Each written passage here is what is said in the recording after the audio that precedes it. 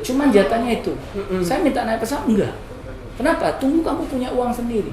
Setegas itu. Setegas itu. Di semester sekian. Iya. Itu sempat kecewa nggak waktu itu? Kecewa. Iya, Tapi kita yakinin orang tua tuh pasti yang terbaik. Orang tua tuh selalu memberikan yang terbaik. Yang terbaik dalam arti dia nggak mau kita lemah. Bisa jadi karena satu kaitannya dengan legislator tadi, hobi ini bisa mendukung kerja kita. Gini, kan ini juga menyerap aspirasi nih di bawah. Betul. Mereka gembira ada gerakan itu. Betul. Itu apa yang didapat dari serapan aspirasi? Kebanyakan mereka mengeluhkan apa itu ke legislator? Seminggu yang lalu, Oke. saya masuk ke satu daerah, Segamit. Daerah Segamit ini perbatasan antara Semendo dengan Lahat Muara Enim. Oh, yang di atas itu? Iya, itu ada di situ. Petani-petani kita banyak, petani kita tangguh. Di ketinggian 1.800 sampai 2.000 meter. Oke. Ya, saya masuk ke dalam yang nggak pernah bisa dimasukin orang lain. Ya, ternyata di dalam itu ada puluhan ribu hektar tanah sawah yang bisa digarap. Di sana? Di sana, tapi Ada kampung di sana? betul. Tapi persoalannya sumber mata air mereka tidak pernah bisa, katakanlah ya, mau mendapatkan, kita butuh 1.000 hektar sawah, kita butuh debit air mungkin sekian liter per detik. Nah sekarang debit airnya kecil. Kecilnya kenapa? Karena pusat dari induk air itu, istilahnya pala siring. Pala siring mereka tuh butuh alat untuk dibesarkan, dan kawan sudah menjanjikan. Saya masuk ke dalam, Pak, tolong Pak, Bapak lihat parit siring kami. Ini Pak, kalau hidup siring ini sekarang sudah ada sekitar 1.000 hektar. Kalau kita hidupkan siring ini Pak, airnya kita perbesar, dia bilang, akan mencapai 5-10 ribu hektar sawah. Itu masyarakat? Masyarakat yang bilang. Tapi persoalannya di mana? Persoalannya di kepala siring. Nah kami datang ke kepala siring itu, kami lihat, betul, cuman butuh mereka alat berat aja. Untuk digali, dibuat talut, diperbesar lagi. Orang-orang Segamit itu, orang-orang Semende ini, jempol kalau cari makan. Di hutan-hutan, bayangkan, kalau malam bisa 8 derajat, kami satu malam aja itu gigil, nggak bisa tidur. Apalagi mereka yang bertahun-tahun, tapi mereka tangguh gitu.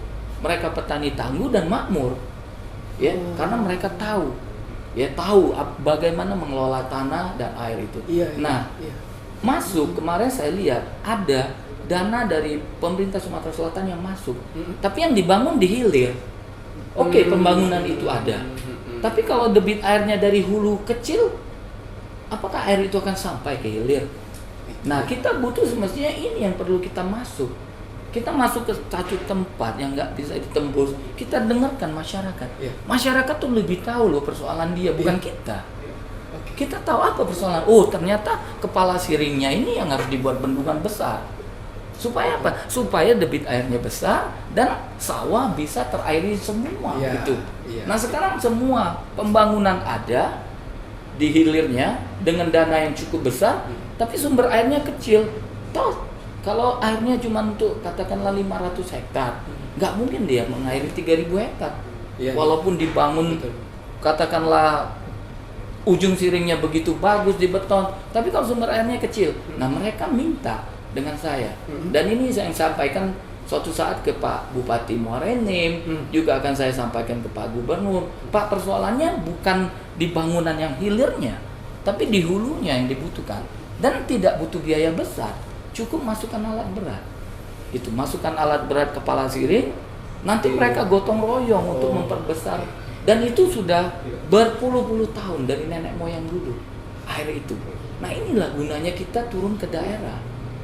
Ya, selain mereka merasa tersanjung, ya, saya ini bukan pemimpin untuk mereka, tapi off-roader. Tapi off-roader yang bisa membawa suara mereka. Ya. Bayangkan waktu saya masuk ke Segamit pertama kali, mereka potong kambing. Ketemu rumah kampung, ketemu satu bukan kampung, talang, mau potong ayam. Kenapa? Gak pernah mobil masuk. Makanya saya mau ajak suatu saat Pak Bupati Muara Enim, mau lihat Pak, ayo kita lihat kondisi yang sebenarnya. Kalau kita membangun dengan melihat kondisi yang sebenarnya, uang ini akan tepat guna gitu. Kita ada uang nih, kita butuh air atau butuh makan hari ini untuk sore nih kita butuh air, beli dulu air gitu. Jangan air kita belikan untuk makan. Iya. Kita haus, laparnya lewat. Gitu. Nah, jadi gitu. Oh iya. Jadi apa itu jadi salah satu contoh persoalan mungkin di daerah Sumatera Selatan yang lain seperti itu petaninya? bukan cuma Sumatera Selatan, di Indonesia. Saya 10 tahun jadi bupati. Saya selalu keliling. Iya. Saya tidur di desa-desa. Saya tanyakan persoalan di desa apa. Saya nginep di desa pertama kali di Lahat dulu. Bayangkan, dari satu desa itu cuma kepala desa yang punya WC. Yang lain nggak ada. Jamban itu. WC cuma satu. Yang lain apa? Aku tanya ibu-ibu ini, minta maaf. Bu, kalau buang air kemana? Ya minta maaf, saya nggak bisa cerita. Bayangkan. Akhirnya mereka harus buang air di parit. Nah, akhirnya apa? Dalam setiap bulan zaman dulu, saya buat 1000 Iya, saya ingat itu. Jamban. Saya kerja Ya, sama program Dandim itu. waktu itu. Saya bagikan gratis. Akhirnya banyak. Nah, jadi kalau kita mau turun tuh benar-benar turun, bukan pencitraan. Turun yang benar-benar turun tuh, ini minta maaf. Kalau yang namanya seremoni, kita datang meresmikan sesuatu, saya pikir itu bukan turun. Cobalah datang, Pak. Rasakan bagaimana rakyat kita bertahun-tahun dengan dingin. Suatu saat saya datang waktu itu ke Selepah. Saya ajak semua kepala dinas. Karena sebelum menjadi bupati, saya datang ke Selepah, pakai mobil off-road, 3 mobil off-road. Itu berapa jauh dari Kota Lahat? Dari Kota Lahat naik dulu ke Tunggul Bute. Nggak jauh, tapi handicapnya tinggi. Itu karena sulit sekali. Iya. Ada di Tunggul Bute, ada namanya Talang Pisang, ada satu desa yang namanya Selepah, belum ada jalan sama sekali. Zaman dulu, Kak War bilang, gimana saya bisa masuk ke dalam? Karena ini kebun kopi rata-rata. Mereka bilang, Pak, potong Pak kopi kami, yang penting Bapak bisa masuk. Sampai begitu. Itu, ya, saking saya belum jadi bupati. Iya, benar. Saya masuk ke dalam, dipotong satu pohon. Saya cuma butuh 2 meter lah untuk mobil. Lewatlah saya sampai ke Selepah. Di Selepah saya lihat ada SD yang begitu jelek. Masyarakatnya begitu mengharapkan ada sekolah. Tapi karena keterbatasan memang jauh. Saya nginep 2 malam. Selesai, saya janji suatu saat kalau saya jadi pemimpin saya masuk lagi. Betul. Selesai saya dilantik jadi bupati, saya masuk lagi. Saya ajak kepala dinas. Nginep di situ. Saya ajak kepala dinas. Pagi-pagi bangun jam 7 pagi kita kumpul ngopi. Kopi itu dingin. Iya. Kopi itu dingin. Saya bilang sama kepala dinas, "Gimana?" "Aduh, Pak, kita nggak bisa tidur." "Kenapa?" "Dingin sekali." Saya tanya berapa orang yang nggak tidur malam ini? Hampir semuanya nggak tidur. Oh, itu bawa rombongan. Saya aja. Nah, saya bilang kita baru 1 malam, tapi nggak bisa tidur. Bagaimana orang yang sudah bertahun-tahun? Coba rasakan. Nah, jadi inilah gunanya kita off-road. Saya pikir bagus untuk diri saya, untuk teman-teman nih, ada Pak Wali Kota, Pak Wali Kota Pagarala, Adinda Alfia, suka sama hobinya ya. Budi Antoni sama. Oh iya. Itu ya. Chandra itu kepala dinas Oku. Dia suka off-road itu. Tapi saya pikir justru off-road inilah tempat kita menyerap aspirasi. Dan begitu bangganya pada saat rakyat didatangi oleh pemimpin. Kita nggak usah jadi bupati semestinya. Kita datang dengan mobil aja orang sudah menganggap kita orang yang hebat. Iya. Ya, betul. Jadi kebanggaan mereka, terhiburlah mereka. Nah, disitulah kita berbagi. Berbaginya salah satu, apa sih yang bisa kami bantu? Pak, tolong sekolah kami. Pak, guru kami nih honor semua. Tolong Pak kalau ada. Ya gimana mau lagi orang jadi honor pegawai guru yang tetap kalau di hutan seperti akhirnya apa? Kita buatkan jalan. Sekolahnya kita perbaiki. Saya datang waktu itu, sekolahnya kita rehab, kita bawakan buku. Akhirnya memang rasa cintanya masyarakat luar biasa. Betul. 10 tahun saya lakukan. Tapi memang hobi saya di off-road ini dari dulu. Betul. Bisa saya jadi bupati itu karena saya off-road. Kenapa saya bilang? Karena saya di masyarakat. Makanya orang bilang setelah saya jadi bupati, Pak Bupati off-roader, salah saya bilang. saya nih off-road yang suka jadi bupati, bukan bupati yang suka Jadi off-road. Jadi sebenarnya pekerjaannya off-roader, Off-road, yang ya. bupati jadi Betul. diajak. Dan kebetulan memang sehari-hari saya kerja tuh kerja yang menurut saya memang kerja saya tuh kerja yang penuh dengan tantangan. Gitu. Jadi saya senang. Jadi untuk menunjang kerja-kerja legislatif sekarang ini ya mungkin tidak jauh beda karena memang sifatnya memang harus turun ke masyarakat. Ya. Ini tetap dilakukan dengan off-road tadi. Tetap. Oh. Nah, betul. tapi kami dengan katakanlah dengan turun ke bawah, mudah-mudahan informasi yang saya dapat saya bisa sampaikan ke Pak Gubernur. Oke. Iya, Ya. ada perbedaan antara legislatif dengan Betul ya. gubernur. Nggak bisa eksekusi kita Nah, Pak. kalau Ya. eksekusi Pak Gubernur dia bisa langsung Ya. membangun, tapi mudah-mudahan dengan informasi yang benar dari kami tentang satu daerah. Saya nggak punya cuman dapil saya masukin. Oh, gitu. Di mana daerah besok saya main ke Batu Raja, tapi bukan kompetisi. Saya cuman beberapa teman, ayo kita masuk ke hutan. Di hutan kita menemukan sesuatu, mungkin ada air yang melimpah, Memang yang bisa benar-benar kita suka bendung. bersosialisasi Itu. berarti kamar Itu. ini ya di mana-mana Betul. ya. Ceritanya kalau ini setelah jadi legislatif gimana ini sirkuit Manggul Sirkuit Manggul. Jadi masih jalan? sirkuit Manggul tuh sementara saya stop. Jadi kita pernah 10 kali event. Ya. Jadi Waktu itu hampir setiap minggu waktu itu betul. kan. Jadi gini, kenapa harus saya stop? Saya sirkuit Manggul tuh sirkuit pribadi. Oh, Ya, pribadi dalam hal seperti ini. Kalau sirkuit itu sirkuit jalan raya, ada persoalan tanggung jawabnya nggak terlalu kuat. Tapi kalau ada kecelakaan di sirkuit itu, nama baik saya juga salah. Makanya saya sekarang lagi mencari orang yang bisa tegas untuk memimpin sirkuit itu. Karena terakhir waktu ada transisi pada saat itu saya sibuk dengan pileg. Saya serahkan, katakanlah silakan kalau ada yang mau bikin event. Tapi ternyata event terakhir saya lihat event terakhir itu menakutkan untuk saya. Saya orangnya disiplin. Karena main otomotif ini nggak bisa main-main. Nggak bisa ada satupun orang melintas di sirkuit. Ya, itu ya, bahaya. betul ya. Saya kadang-kadang lagi event saya ambil mic, saya stop ini pertandingan kalau kalian nggak bisa tertib. Dan ternyata anak-anak kita tuh sayang gitu, karena memang nggak bisa disalahkan. Mereka lahir dari pembalap-pembalap jalan raya. Iya. Mereka senang dengan hura-hura, Iya. mereka dengan mereka senang dengan tepuk tangan yang sampai keluar. Nggak bisa di sirkuit seperti itu. Kalau kita sirkuit jalan raya, kita bisa sama ayo kejar. Nah, kalau di situ nggak bisa tertib. Nah, saya minta kemarin, kenapa saya pingin tertib itu? Saya ini ngawal anak-anak motor ini dari tahun 90 mungkin. 90. Dari tahun 90 saya anak-anak motor ini memang dekat. Saya bawa ya untuk bertanding kemana-mana. Nah, Indonesia nih lemahnya nggak ada sirkuit permanen selain Sentul. Iya. Ada beberapa lah tempat lain. Sentul juga punya pribadi deh. Enggak, Sentul itu Sudah, ada udah swasta lah. Oh, sudah. Ya, kan Pinton yang punya yang mengelola istilahnya. Betul. Nah, nggak ada sirkuit pribadi, akhirnya kita bermain di sirkuit jalan raya. Ya. Beda, Pak. Pola di jalan raya itu nggak bisa kita Betul. bawa di sirkuit. Sama, Pak. Kita lari, Pak. Lari lintas alam. Beda dengan lari yang di track yang di ini track ya, betul. Gor itu beda, Pak. Beda gitu. Nah, aku kemarin berharap anak-anak ini dibuatkan sirkuit biar mereka mengikuti. Hari ini kita berada di sini, kenapa kita tertib?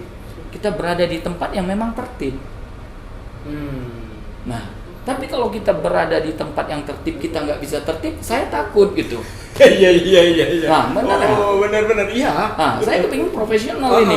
Kalau ada kejadian, ada yang celaka, ada yang mati, pada satu event yang disalahkan pemilik sirkuit. Iya, betul. Nah, saya lagi mencari orang yang bisa tegas untuk memimpin sirkuit itu. Tapi ada cita-cita, nanti event lagi lah di sana. Nggak masalah. Ya. Saya boleh, siapapun boleh memakai sirkuit ini, tapi harus ada ketegasan dari pimpinan perlombaannya.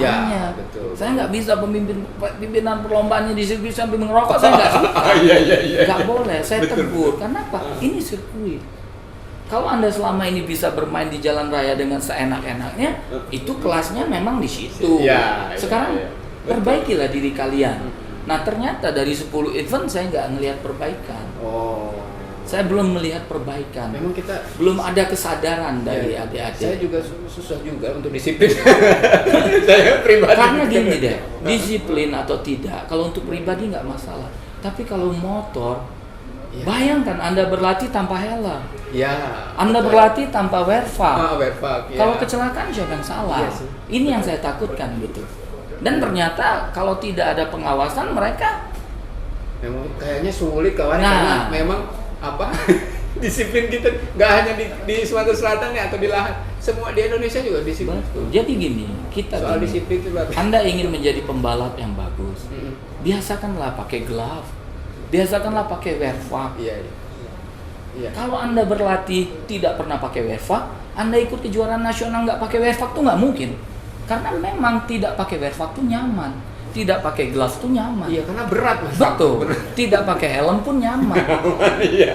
Petinju Iya. berlatih kalau nggak pakai glove nggak bisa. Betul, Biasakan karena glove itu udah ada ukurannya. Mungkin 1/4 kilo, Ya. mungkin setengah kilo. Makanya, Itu iya. beban loh kalau kita tidak Benar. pernah berlatih. Iya, iya. Belum pengap lah, belum berkeringat. Makanya biasakan. Dulu juga pernah pegang tinju kan kawan? Saya pernah jadi ketua tinju untuk tinju. Sumatera Selatan. Sumatera Selatan. Karena Iya, saya tinju. senang. Saya senang olahraga sportif itu. Anak-anak tinju itu sportif. Iya. Anak-anak bela diri itu sportif. Itu luar biasa waktu event apa yang di sini? Piala Presiden. Piala Presiden. Piala Kita Presiden. satunya di sini Kita pertama kali. 3 piala tinju elit. Elit. Ya, setelah itu Wapres di Lahat 2. Wapres ya. Ya, Betul. setelah itu kita Piala Presiden. Yang sudah 4 tahun nggak ada pernah Piala Presiden, Iya. kita buat Piala Iya, iya, Presiden. benar-benar. Diikuti 28 negara. Saking cintanya olahraga semua digeluti Iya. ya itu. Ya. Karena event-event seperti ya bukan tidak mungkin kita sendiri yang juga yang tekor kawan Betul. kan. Ya seperti kalau nggak cinta ya orang gila memang yang cinta olahraga gitu. Betul. Olahraga tuh kalau kita berpikir tentang keuntungan nggak akan Iya maju. betul. Ya, Olahraga tuh harus disupport apapun. Iya benar. Termasuk adik-adik, generasi muda ini harus disupport. Kita tidak bisa mengambil sesuatu dari generasi muda. Justru kita support. Tapi support itu banyak caranya. Salah satu motivasi. Saya bergaul, anak-anak tanya, bagaimana cara hidup? Hidup nyaman tuh nggak tiba-tiba nyaman. Hidup nyaman tuh dengan kerja keras, dengan Oke. motivasi. Oke.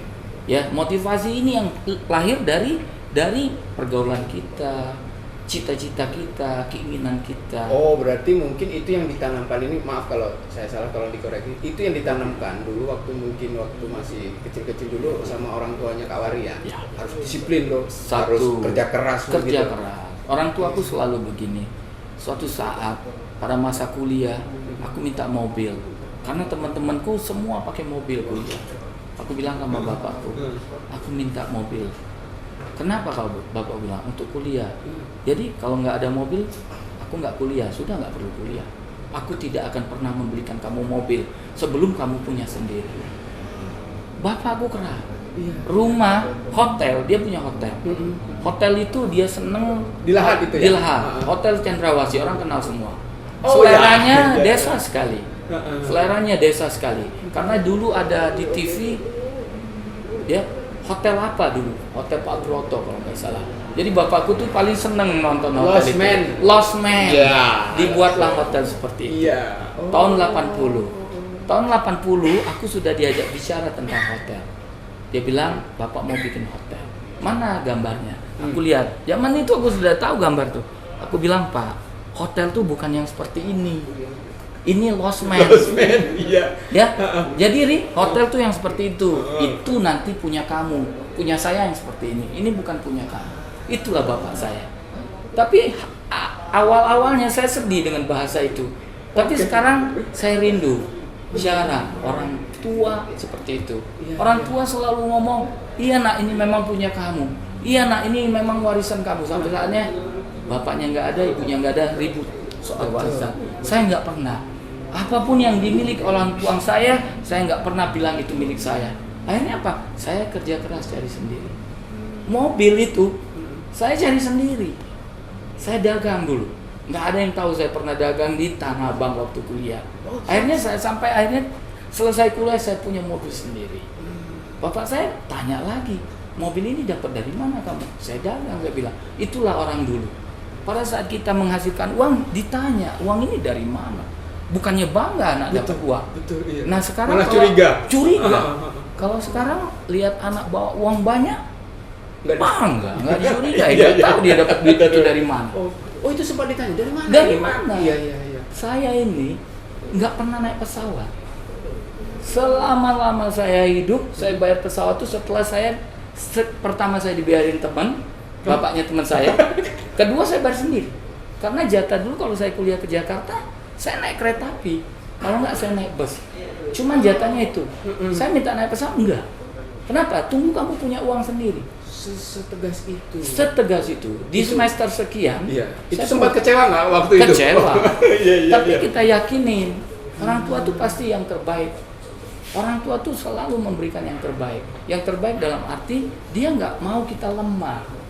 Dia nggak mau kita semuanya siap. Orang tua yang menyiapkan semuanya untuk anaknya belum tentu anaknya tangguh. Jadi adik-adik sekalian, saya kemarin bilang sama adik-adik yang baru tumbuh, kalian jangan lihat orang tua kalian susah. Justru orang tua yang susah itu membuat kalian harus lebih kuat. Anak saya mungkin ke sekolah tuh nggak bisa, kalau dia nggak diantar sopir. Tapi yang tidak mampu dia bisa jalan kaki. Tapi saya yakin yang jalan kaki ini jauh lebih tangguh daripada anak saya. Makanya anak saya Kempo nih, yang 2 Kempo, yang 2, yang nomor 3 sama 4 Kempo.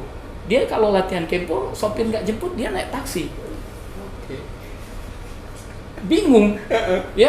Saya suruh naik taksi karena dia harus mampu naik taksi. Saya cuma kasih aja sumpit 1. Nih nak, sumpit nak. Kalau taksinya main-main tusuk ke mobil.